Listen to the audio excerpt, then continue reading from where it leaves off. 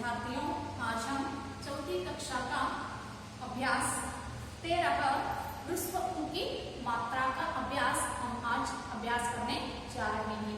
ನಾವು ಇವತ್ತು ವಿದ್ಯಾರ್ಥಿನಿಯರೇ 4ನೇ ವರ್ಗದ ವಿದ್ಯಾರ್ಥಿಗಳಿಗೆ ಈ ಒಂದು ಅಭ್ಯಾಸವನ್ನ ಇವತ್ತಿನ ದಿನ ಪ್ರಾರಂಭಿಸ್ತಾ ಇದ್ದೀನಿ। अभ्यास 13 ह्रस्व उ की मात्रा का अभ्यास। पाठ या अभ्यास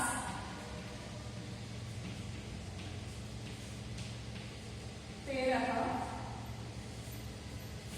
ह्रस्व उ की मात्रा अभ्यास।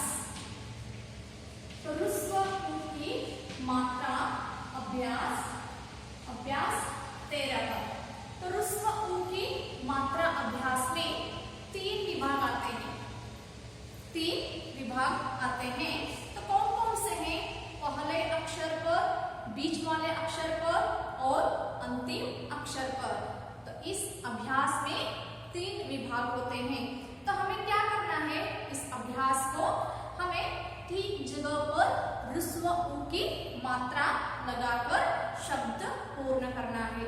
ಈ ಒಂದು ಪಾಠದಲ್ಲಿ 3 ವಿಭಾಗಗಳು ಬರ್ತವೆ। ಮೊದಲನೇ ಅಕ್ಷರ, ಎರಡನೇ ಅಕ್ಷರ ಮತ್ತು ನಡುವಿನ ಅಕ್ಷರ ಮತ್ತು ಕೊನೆಯ ಅಕ್ಷರ, ಈ ರೀತಿ 3 ವಿಭಾಗಗಳು ಬರ್ತವೆ। ಏನ್ ಮಾಡಬೇಕು 3 ವಿಭಾಗದಲ್ಲಿ ಅಂತಂದ್ರೆ, ನಾವು ಸರಿಯಾದ ह्रस्व उ ಮಾತ್ರವನ್ನ ಹಚ್ಚಿ ಶಬ್ದಗಳನ್ನ ಪೂರ್ಣ ಮಾಡೋದಿದೆ।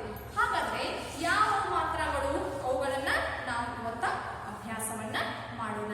ಹಾಗಾದ್ರೆ ह्रस्व उ की मात्रा अभ्यास। यहाँ पहले अक्षर पर एक चित्र दी गई है और चित्रों के नीचे शब्द दिए हैं। तो शब्दों के नीचे हमें क्या करना है?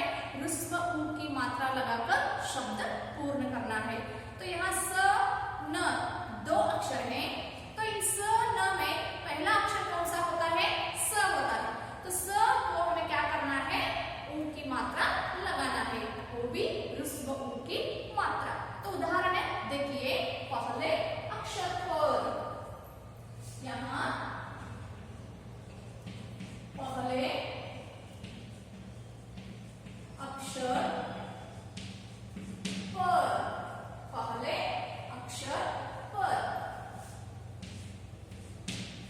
तो पहले अक्षर पर हमें ह्रस्व उ की मात्रा लगाना है। तो लड़की का चित्र है और एक रेडियो का चित्र। रेडियो में जो कौन सा भी कार्यक्रम आ रहे हैं उनका इन्हें लड़की सुना रही है। तो यहाँ हमें सुन सुन इन्हें केळु। अगर ನಾವು ಏನು ಮಾಡಬೇಕು? उ की मात्रा ಹಚ್ಚಬೇಕು। ये स जमा उ की मात्रा जमा न। ये है पहला अक्षर स और उ की मात्रा और न। तो स उ की मात्रा, ये है स, ये है उ की मात्रा। तो दोनों जोड़ने से ह्रस्व उ की अक्षर होते हैं सु। ये है पहला अक्षर स। तो स को हमें क्या करना है? ह्रस्व उ की मात्रा लगाना है। तो यहाँ स उ की मात्रा सु होते हैं और सु को हमें न अक्षर यहाँ जोड़ते हैं। तो शब्द होते हैं ह्रस्व उ की मात्रा सुन। तो देखिए यहाँ पहला अक्षर के नीचे क्या है? ह्रस्व उ की मात्रा लिखा हुआ है। तो शब्द होते हैं सुन। सुन इसका अर्थ है केळु। ಹಾಗಾದ್ರೆ ವಿದ್ಯಾರ್ಥಿಗಳೇ ಗಮನಿಸಿ, ನಾವು ಮಾಡ್ತಕ್ಕಂಥ ಮೊದಲನೇ ಅಭ್ಯಾಸ ಪಹಲೆ ಅಕ್ಷರ ಪರ್। ಪಹಲೆ ಅಕ್ಷರ ಪರ್ ಅಂದ್ರೆ ನಿಮಗೆ ಈಗಾಗಲೇ ಗೊತ್ತಾಯ್ತು, ಮೊದಲಿನ ಅಕ್ಷರಗಳಿಗೆ उ की ಮಾತ್ರ ಹಚ್ಚಬೇಕು। ಹಾಗಾದ್ರೆ ಮೊದಲಿನ ಅಕ್ಷರ ಯಾವುದು? ಸ। ಮೊದಲಿನ ಅಕ್ಷರ ಸ ಐತಿ, ಹಾಗಾಗಿ ಈ उ की ಮಾತ್ರ ಐತಿ। ಸ ಮತ್ತೆ उ की ಮಾತ್ರ ತಗೊಂಡ್ರೆ ಮೊದಲನೇ ಅಕ್ಷರ ಏನಾಗ್ತದ? ಸು ಆಗ್ತದ। ಯಾವ್ದಾಗ್ತದ? ಸು ಆಗ್ತದ। ಸ ಮೊದಲನೇ ಅಕ್ಷರಕ್ಕೆ ಏನ್ ಮಾಡಿದ್ವಿ? ह्रस्व उ की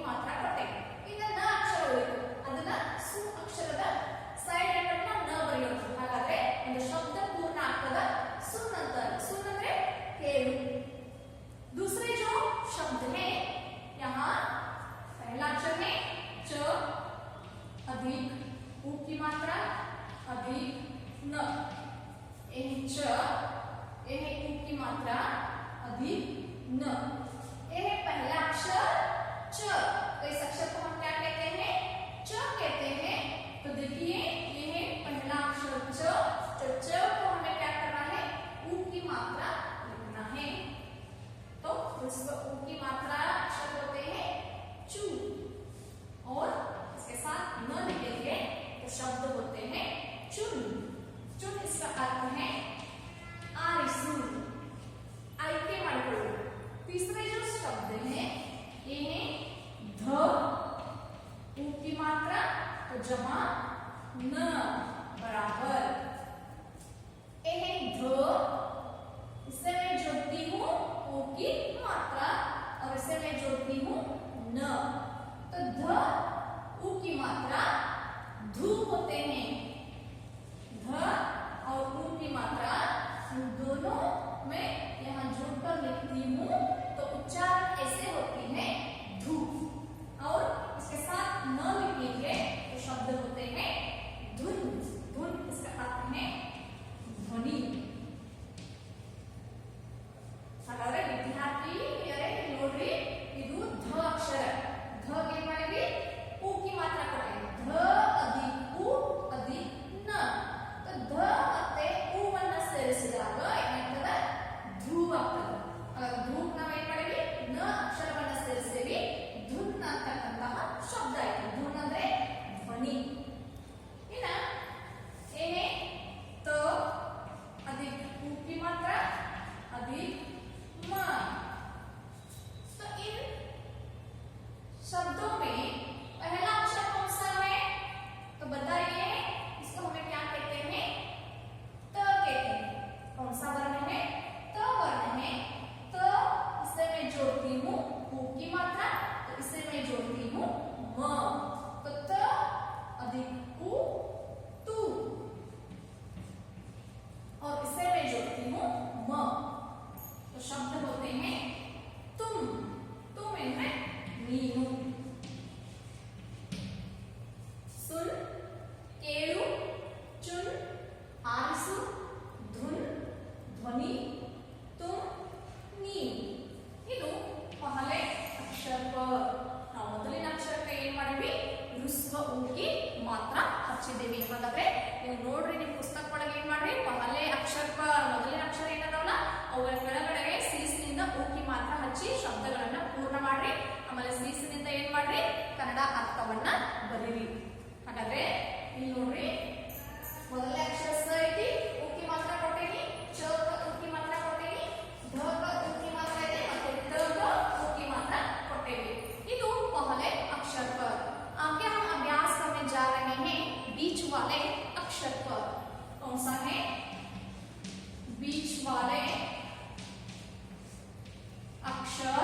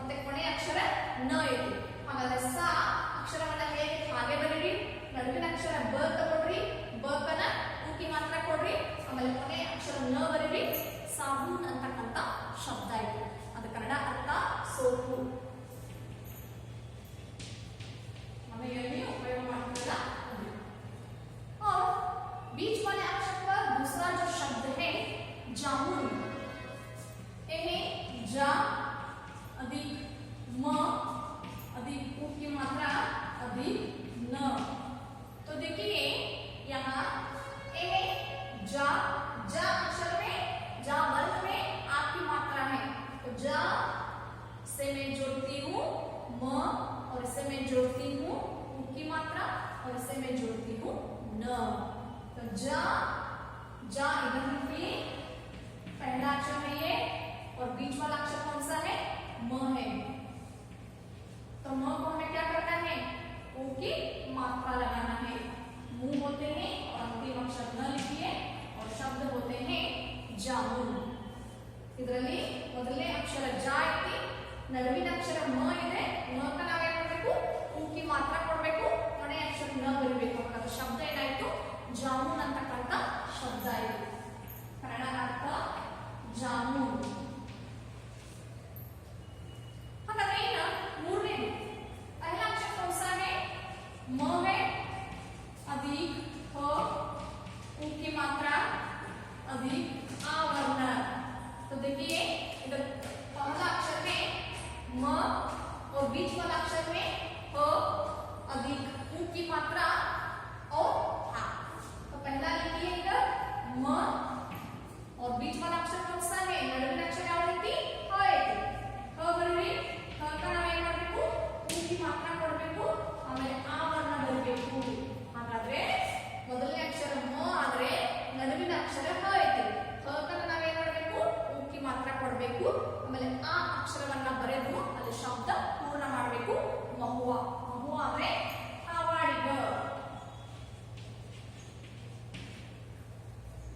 और बीच वाले अक्षर पर नंबर 4 का शब्द है, यहाँ देखिए ये है पहला अक्षर ब जमा त अधिक उ की मात्रा अधिक आ। तो देखिए ಹಾಗಾದ್ರೆ ಇಲ್ಲಿ ನೋಡ್ರಿ, ಇದರಲ್ಲಿ ಮೊದಲನೇ ಅಕ್ಷರ ಯಾವುದು, ಹೇಳಿ ನೋಡೋಣ. ಮೊದಲನೇ ಅಕ್ಷರ ಬ ಐತಿ, ಬ अधिक ಟ, ಹಾಗಾದ್ರೆ ಬ ಟ ಆ ಐತಿ, ಹೌದು. ಹಾಗಾದ್ರೆ ಮೊದಲನೇ ಅಕ್ಷರ ಬ ಆದ್ರ ನಡುವಿನ ಅಕ್ಷರ ಯಾವ್ದಾಯ್ತು, ಟ ಆಯ್ತು. ಟ ನ ನಾವೇನ್ ಮಾಡಬೇಕು, ಈ उ की ಮಾತ್ರ ಇಲ್ಲಿ ಹಚ್ಚಬೇಕು, ಮತ್ತೆ ಕೊನೆ ಅಕ್ಷರ ಯಾವ್ದೈತಿ, ಆ ಐತಿ. ಹಾಗಾದ್ರೆ ಇಲ್ಲಿ ನೋಡ್ರಿ, ಮೊದಲನೇ ಅಕ್ಷರ ಬ ಬರೀರಿ, ಟ ಬರೀರಿ, उ की ಮಾತ್ರ ಆ. ಹಾಗಾದ್ರೆ ಶಬ್ದ ಏನಾಯ್ತು, ಬಟುವಾ. ಬಟುವಾ ಅಂದ್ರೆ ಚೀಲ. ಬಟುವಾ ಅಂದ್ರೆ ಅಡಿಕೆ ಸುಣ್ಣ ಇಟ್ಕೊಂಡಿರ್ತಾರಲ್ಲ ಮೊದಲಿನ ಕಾಲ ವ್ಯಕ್ತಿಗಳು, ಅದು ಬಟುವಾ. ಇಷ್ಟಿಷ್ಟ ಚಿಕ್ಕದಾಗಿರ್ತದೆ, ಅದಕ್ಕೆ ಏನಂತೀವಿ, ಬಟುವಾ ಅಂತೀವಿ. ಹಾಗಾದ್ರೆ बीच वाले अक्षर पर, ಹಾಗಾದ್ರೆ ನಡುವಿನ ಅಕ್ಷರಕ್ಕೆ ನಾವೇನು ಬಂದಿತ್ತು, उ की ಮಾತ್ರ ಹಚ್ಚಬೇಕಾಗಿತ್ತು. ಹಾಗಾದ್ರೆ ನಡುವಿನ ಅಕ್ಷರ ಬ उ की ಮಾತ್ರ ಕೊಟ್ಟೇವೆ, ಇಲ್ಲಿ ಮ ನಡುವಿನ ಅಕ್ಷರ उ की ಮಾತ್ರ ಕೊಟ್ಟೇವೆ, ಇಲ್ಲಿ ಹ ನಡುವಿನ ಅಕ್ಷರ उ की ಮಾತ್ರ ಹಚ್ಚೇವೆ, ಇಲ್ಲಿ ತ ನಡುವಿನ ಅಕ್ಷರ उ की ಮಾತ್ರ ಕೊಟ್ಟೇವೆ. ಹಾಗಾದ್ರೆ ಸಾಬೂನ್, ಸೋಪು, ಜಾಮೂನ್, ಜಾಮುನ, ಮಹುವಾ, ಹಾವಾಡಿಗ, ಬಟುವಾ, ಚೀಲ. ಇದು बीच वाले अक्षर पर, ನಡುವಿನ ಅಕ್ಷರಗಳಿಗೆ उ की ಮಾತ್ರ ಹಚ್ಚಬೇಕು. ಹಾಗಾದ್ರೆ ನಾವು ಇನ್ನ ಅಭ್ಯಾಸ ಮಾಡ್ತಕ್ಕಂಥದ್ದು ಯಾವುದು, ಯಾವುದು ನೆಕ್ಸ್ಟ್ ಬರ್ತಕ್ಕಂಥದ್ದು अंतिम अक्षर पर। तो अंतिम अक्षर पर इस अभ्यास में जो तीसरे भाग में अंतिम अक्षर पर,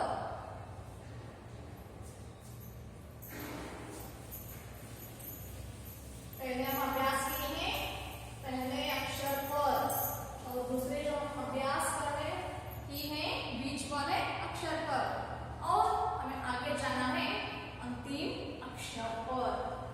तो लिखिए यहाँ अंतिम अक्षर पर। अंतिम अक्षर पर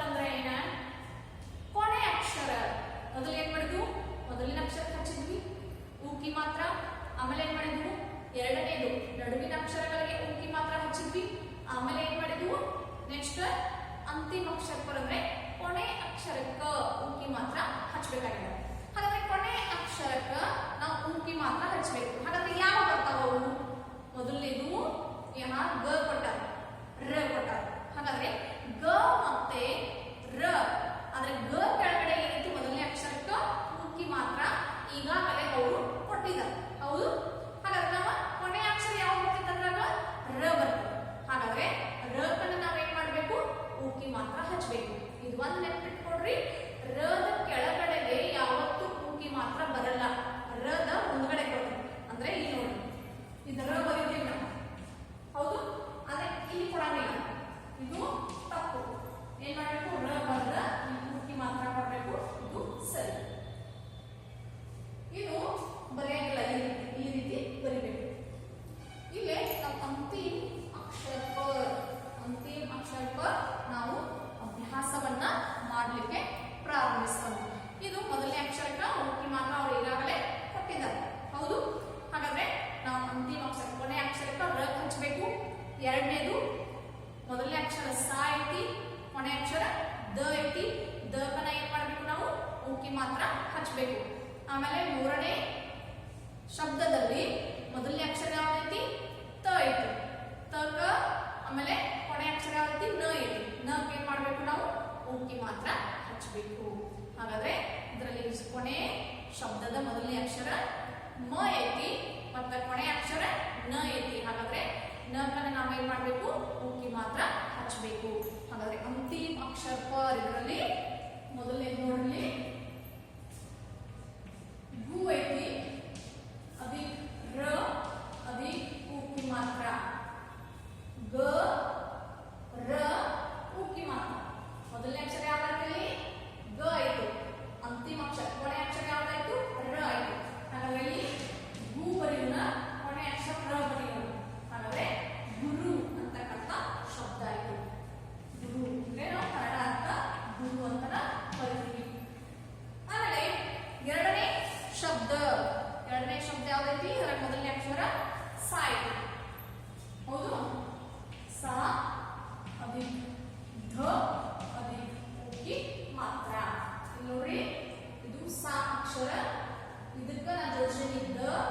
ಸ ಮೊದಲನೇ ಅಕ್ಷರ ಆದ್ರ ದ ಕೊನೆ ಅಕ್ಷರ. ಹಾಗಾದ್ರೆ ನೋಡ್ಲಿ, ಸಾಧು, ಸಾಧು, ಸಂತ, ಶರಣ, ಸ್ವಾಮಿಗಳಂತಲ್ಲ ಅವರು. ಹಾಗಾಗಿ ಕೊನೆ ಅಕ್ಷರಕ್ಕೆ ಏನ್ ಮಾಡಿದ್ರೆ ಊಕಿ ಮಾತ್ರ ಹಚ್ಚೇವಿ. ಇಲ್ಲಿಯೂ ಕೂಡ ಕೊನೆ ಅಕ್ಷರಕ್ಕೆ ಏನ್ ಮಾಡಿದ್ವಿ? ಊಕಿ ಮಾತ್ರ ಹಚ್ಚಿದ್ದೀವಿ. ಇನ್ನ ಮೂರನೇದು ತನು. ತ ಅದಿಕ್ ನ ಅದಿಕ್ ಊಕಿ ಮಾತ್ರ. ಇದು ತ ಹೇಗೈತಲ್ಲ ಹಾಗೆ ಬರೀರಿ, ನ ಬರೀರಿ. ಕೊನೆ ಅಕ್ಷರ ನ ಅಂತ ನ ಊಕಿ ಮಾತ್ರ ಕೊಡ್ರಿ. ತನು ಅಂದ್ರೆ ಶರೀರ. ಇನ್ನು ಇದರಲ್ಲಿ ಬರ್ತಕ್ಕಂಥ ಕೊನೆ ಶಬ್ದ ಇದರ ಮೊದಲನೇದು ಮ ಅದಿಕ್ ನ ಅದಿಕ್ ಊಕಿ ಮಾತ್ರ. ಮ ಸೇಮೆ ಜೋಡ್ತೀವಿ ನ. ಮೊದಲನೇ ಅಕ್ಷರ ಮ ಅಂದ್ರೆ ಕೊನೆ ಅಕ್ಷರ ನ ಐತಿ. ಹಾಗಾದ್ರೆ ಮೊದಲನೇ ಅಕ್ಷರ ಮ ಬರೀರಿ, ಕೊನೆ ಅಕ್ಷರ ನ ಬರೀರಿ.